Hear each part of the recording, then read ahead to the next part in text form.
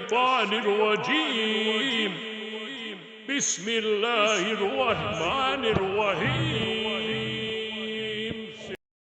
Dakwah pertama Nabi Muhammad di Makkah adalah momen penting dalam sejarah Islam. Peristiwa ini terjadi setelah Nabi Muhammad menerima wahyu pertama dari Allah melalui malaikat Jibril di Gua Hira pada usia 40 tahun. Wahyu pertama tersebut berupa surah Al-Alaq ayat 1-5. Setelah menerima wahyu ini, Nabi Muhammad mulai menyebarkan risalah Islam di Makkah.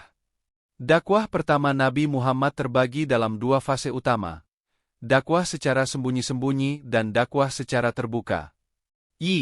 Dakwah secara sembunyi-sembunyi, Syria.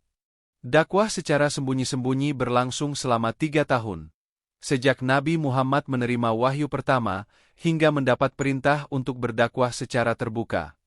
Dalam fase ini, Nabi menyampaikan ajaran Islam kepada orang-orang terdekat yang ia percayai.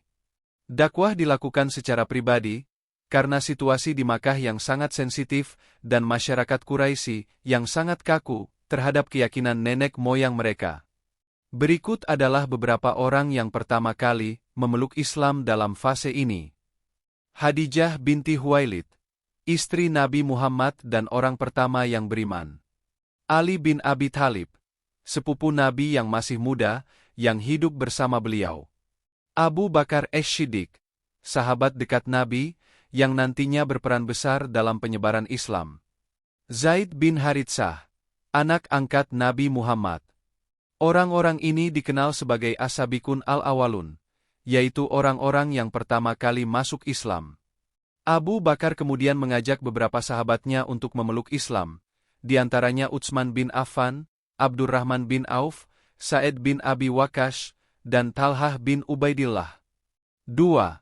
Dakwah secara terbuka, Jahriyah. Setelah 3 tahun berdakwah secara sembunyi-sembunyi, turunlah wahyu yang memerintahkan Nabi untuk berdakwah secara terbuka. Perintah ini terdapat dalam surah Al-Hijr, ayat 94.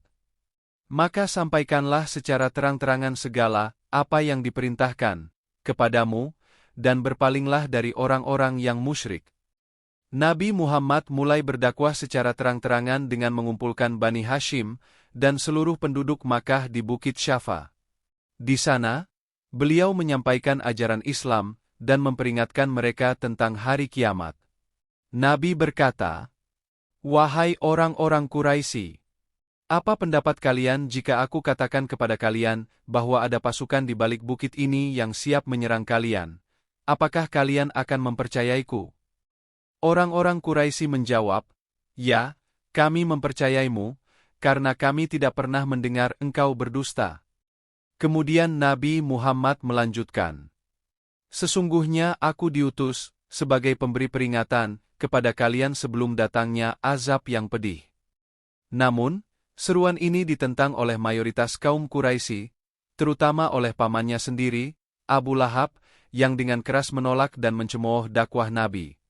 Abu Lahab berkata dengan lantang, "Celakalah engkau, apakah hanya untuk ini engkau mengumpulkan kami?" Peristiwa ini diabadikan dalam Al-Quran, yaitu dalam surah Al-Lahab. San Perlawanan dan Penentangan dari kaum Quraisy. Setelah dakwah secara terbuka dimulai, perlawanan dari kaum Quraisy semakin keras. Mereka merasa ajaran yang dibawa Nabi Muhammad mengancam kepercayaan nenek moyang mereka, serta posisi dan kekuasaan mereka di Makkah.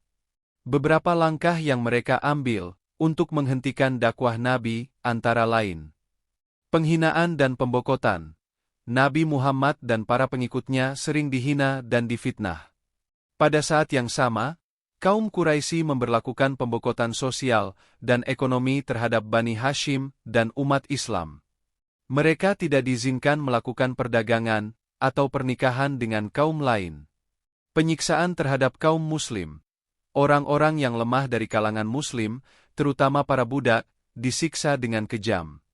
Misalnya, Bilal bin Rabah dipaksa berbaring di atas pasir panas, dengan batu besar diletakkan di dadanya. Yasir dan Sumayyah, suami istri yang beriman, dibunuh secara sadis oleh Abu Jahal. Tawaran dan rayuan. Kaum Quraisy juga mencoba membujuk Nabi dengan tawaran kekayaan, kedudukan, dan wanita, asal beliau mau menghentikan dakwahnya. Namun, Nabi menolaknya dengan tegas, dan bersumpah akan terus menyampaikan risalah Islam meski menghadapi berbagai rintangan. Hijrah ke Habasaya. Karena tekanan yang semakin besar, Nabi Muhammad mengizinkan sebagian sahabat untuk hijrah ke Habasyah, Ethiopia, pada tahun kelima kenabian. Raja Najasyi, Negus, seorang Kristen yang adil, memberikan perlindungan kepada kaum muslimin yang berhijrah. Hijrah ini terjadi dalam dua gelembang dan menjadi solusi bagi umat Islam untuk menghindari kekejaman Quraisy. 5. Tantangan pribadi Nabi Muhammad. Nabi Muhammad sendiri menghadapi banyak cobaan, termasuk ketika pamannya, Abu Talib, dan istrinya, Khadijah, meninggal pada tahun yang sama. Tahun ini dikenal sebagai tahun kesedihan, Amul Huin. Kedua sosok ini merupakan pelindung dan pendukung besar bagi Nabi dalam menghadapi berbagai tantangan dari Quraisy. Kesimpulan: dakwah pertama Nabi Muhammad di Makkah merupakan masa yang penuh ujian dan kesabaran. Meskipun menghadapi berbagai ancaman, penyiksaan, dan tekanan, Nabi Muhammad terus menyebarkan ajaran Islam dengan penuh kesabaran.